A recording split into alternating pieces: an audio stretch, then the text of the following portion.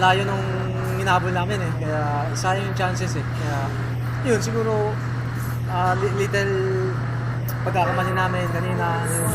Nandun na kami sa game. Kinapos lang talaga. Kasi nung umabot kayo nung 40 orange sa nag-lead, nakadalawa ka pa ata na 4-point shot. Basta describe mo lang sa mga tinira mo nung dulo. Hirap na hirap ako kasi buong fourth quarter ako naglaro eh. Seconds na lang ako nilabas. Siyempre, ako yung mainit. Kaya grabe yung confident ni coach sa akin, coach Jamay. Kaya ako nag-take over. Kasi yung import namin sa labas eh. Yun nga, na-mention na nakadalawang 4-point ka sa comeback rally ninyo. Tingin mo ba nagagamay mo na yung sa 4-point? Sa akin naman kasi pinapractice ko naman yun sa every practice namin.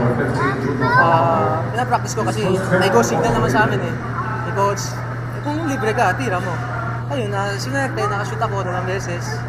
Sana, yun, maulit-ulit. Magkakapag effort ba sa part mo to shoot more of those in the future games? Or? Sa akin naman, kung kumpiyansa naman, nandun naman eh. Hindi naman ako magdadalawang isip doon eh. Kung talagang libre ako, titira ko.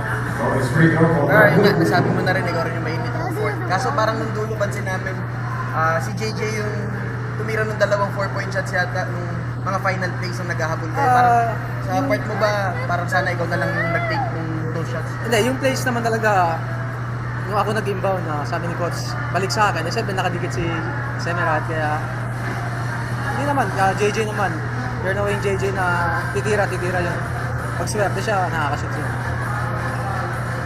Ano mo sasabi mo na kahit medyo veteran ka na rin?